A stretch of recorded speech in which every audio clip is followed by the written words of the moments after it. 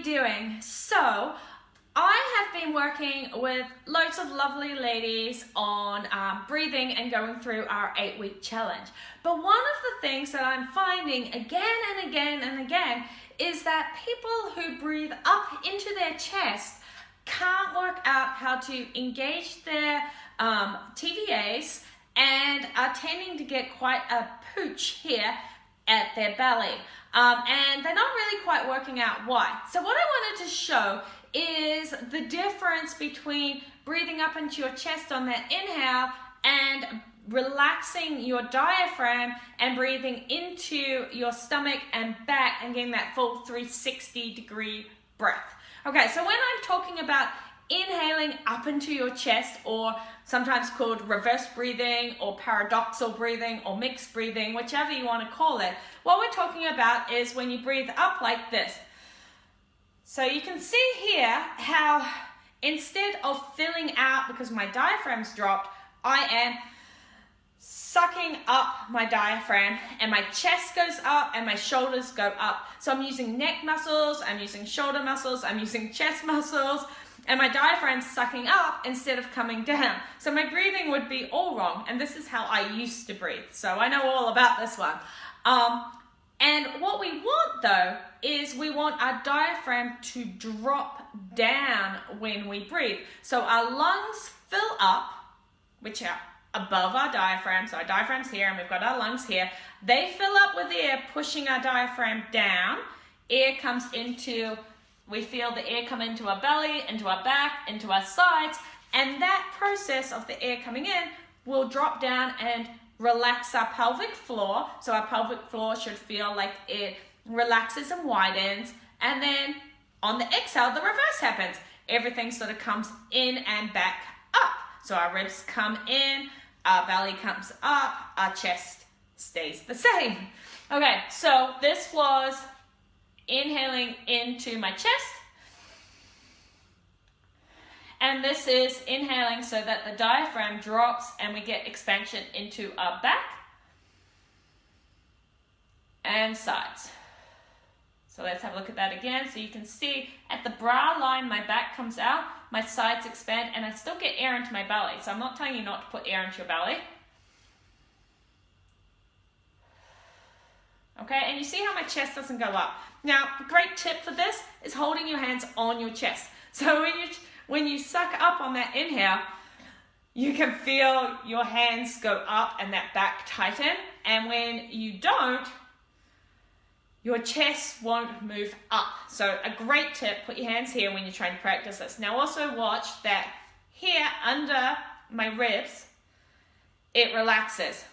Okay, so first thing that I have to do, because I was a dancer as I grew up and I learned to never let air into my belly, first thing I do is I actually relax my belly. So look, relax, and my fingers come out from under here. So you can practice this by putting your fingertips here, and you can inhale and it relaxes it out.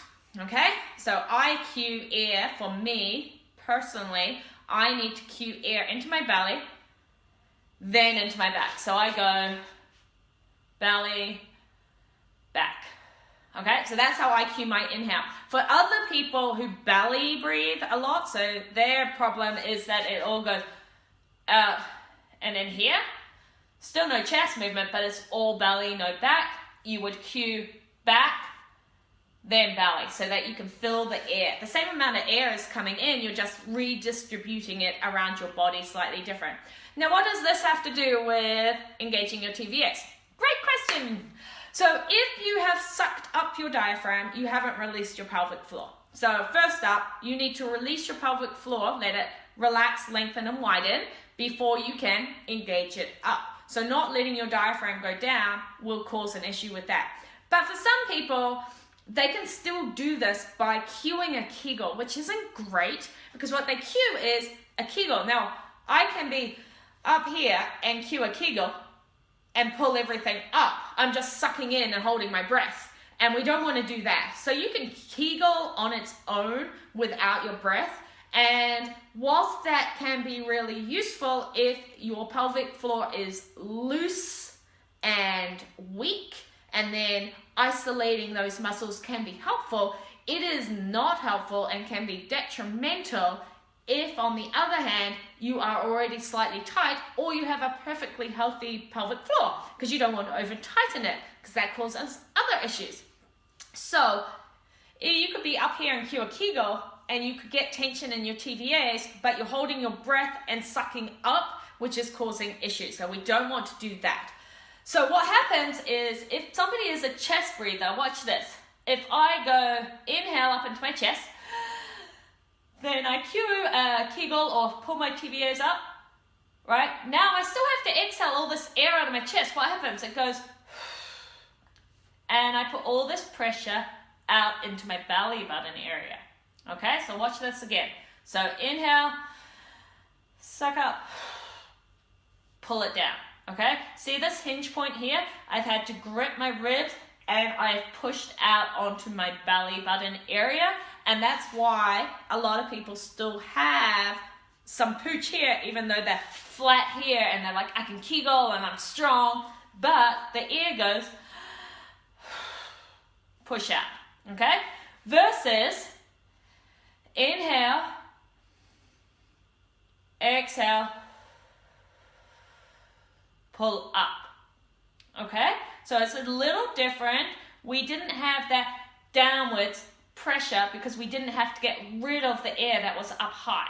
Okay, so first key point is get the inhale right. Everybody concentrates on the exhale, exhale, exhale. Got to engage my TVAs, got to engage my TVAs, but get the inhale right first, because then the exhale is much easier.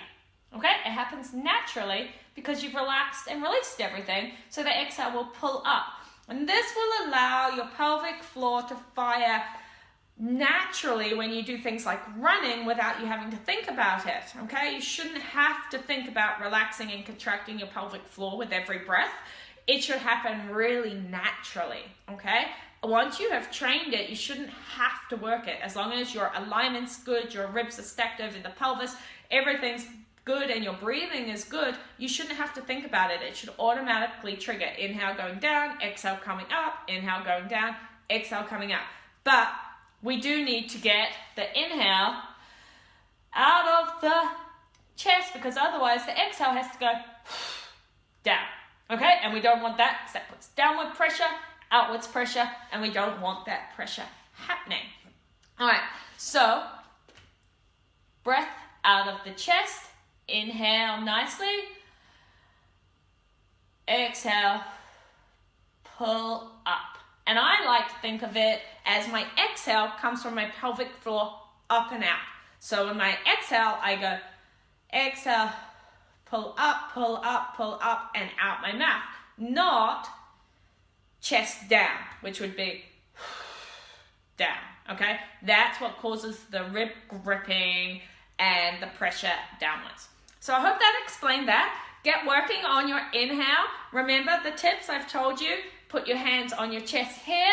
It will help you get that inhale into your back. And think about the exhale coming from the pelvic floor up. If you have any concerns with that, the foundational program goes into this in a whole lot more detail. We have step-by-step instructions on how to retrain your breathing and lots of exercises to help you get that back expansion and side expansion. All right, see you next time.